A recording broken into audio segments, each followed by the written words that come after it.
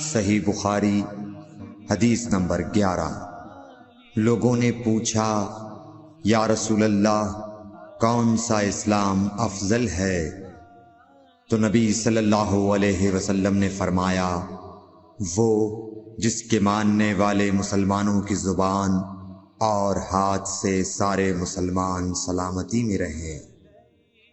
صحیح بخاری حدیث نمبر 12۔ ایک دن ایک آدمی نے حضرت صلی اللہ علیہ وسلم سے پوچھا کہ کون سا اسلام بہتر ہے؟ فرمایا یہ کہ تم کھانا کھلاؤ اور جس کو پہچانو اس کو بھی اور جس کو نہ پہچانو اس کو بھی، الغرض سب کو سلام کرو۔ صحیح بخاری حدیث نمبر 13۔ حضور اکرم صلی اللہ علیہ وآلہ وسلم نے فرمایا تم میں سے کوئی شخص ایماندار نہ ہوگا جب تک اپنے بھائی کے لیے وہ نہ چاہے جو اپنے نفس کے لیے چاہتا ہے۔ صحیح بخاری حدیث نمبر 14۔ رسول کریم صلی اللہ علیہ وسلم نے فرمایا قسم ہے اس ذات کی جس کے ہاتھ میں میری جان ہے، تم میں سے کوئی بھی ایماندار نہ ہوگا جب تک میں اس کے والد اور اولاد سے بھی زیادہ اس کا محبوب نہ بن جاؤں۔ صحیح بخاری حدیث نمبر 15۔ حضرت صلی اللہ علیہ وسلم نے فرمایا تم میں سے کوئی شخص ایماندار نہ ہوگا جب تک اس کے والد اور اس کی اولاد اور تمام لوگوں سے زیادہ اس کے دل میں میری محبت نہ ہو جائے۔ صحیح بخاری حدیث نمبر 16۔ نبی کریم صلی اللہ علیہ وآلہ وسلم نے فرمایا 3 خصلتیں ایسی ہیں کہ جس میں یہ پیدا ہو جائیں اس نے ایمان کی مٹھاس کو پا لیا۔ اول یہ کہ اللہ اور اس کا رسول اس کے نزدیک سب سے زیادہ محبوب بن جائیں، دوسرے یہ کہ وہ کسی انسان سے محض اللہ کی رضا کے لیے محبت رکھے، تیسرے یہ کہ وہ کفر میں واپس لوٹنے کو ایسا برا جانے جیسا کہ آگ میں ڈالے جانے کو برا جانتا ہے۔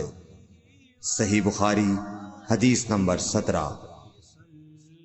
حضور اکرم صلی اللہ علیہ وآلہ وسلم نے فرمایا انصار سے محبت رکھنا ایمان کی نشانی ہے اور انصار سے کینہ رکھنا نفاق کی نشانی ہے۔ صحیح بخاری حدیث نمبر 18۔ رسول اللہ صلی اللہ علیہ وسلم نے اس وقت جب آپ کے گرد صحابہ کی ایک جماعت بیٹھی ہوئی تھی فرمایا کہ مجھ سے بیعت کرو اس بات پر کہ اللہ کے ساتھ کسی کو شریک نہ کرو گے، چوری نہ کرو گے، زنا نہ کرو گے، اپنی اولاد کو قتل نہ کرو گے اور ناعمدن کسی پر کوئی ناحق بہتان باندھو گے، اور کسی بھی اچھی بات میں اللہ کی نافرمانی نہ کرو گے۔ جو کوئی تم میں اس عہد کو پورا کرے گا تو اس کا ثواب اللہ کے ذمے ہے، اور جو کوئی ان بری باتوں میں سے کسی کا ارتکاب کرے اور اسے دنیا میں اسلامی قانون کے تحت سزا دے دی گئی تو یہ سزا اس کے گناہوں کے لیے بدلہ ہو جائے گی، اور جو کوئی ان میں سے کسی بات میں مبتلا ہو گیا اور اللہ نے اس کے گناہ کو چھپا لیا تو پھر اس کا معاملہ اللہ کے حوالے ہے، اگر چاہے معاف کرے اور اگر چاہے سزا دے دے۔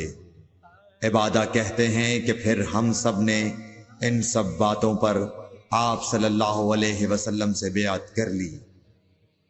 صحیح بخاری حدیث نمبر 19۔ رسول اللہ صلی اللہ علیہ وسلم نے فرمایا وہ وقت قریب ہے جب مسلمان کا سب سے عمدہ مال اس کی بکریاں ہوں گی، جن کے پیچھے وہ پہاڑوں کی چوٹیوں اور برساتی وادیوں میں اپنے دین کو بچانے کے لیے بھاگ جائے گا۔ صحیح بخاری حدیث نمبر 20۔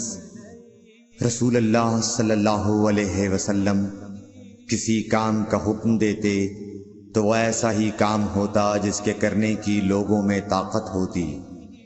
اس پر صحابہ کرام نے عرض کیا کہ یا رسول اللہ، ہم لوگ تو آپ جیسے نہیں ہیں، آپ تو معصوم ہیں اور آپ کی اللہ پاک نے اگلی پچھلی سب لغزشیں معاف فرما دی ہیں، اس لیے ہمیں اپنے سے کچھ زیادہ عبادت کرنے کا حکم فرمائیے۔ یہ سن کر آپ ناراض ہوئے، حتیٰ کہ خفگی آپ کے چہرہ مبارک سے ظاہر ہونے لگی۔ پھر فرمایا کہ بے شک میں تم سب سے زیادہ اللہ سے ڈرتا ہوں اور تم سب سے زیادہ اسے جانتا ہوں، پس تم مجھ سے بڑھ کر عبادت نہیں کر سکتے۔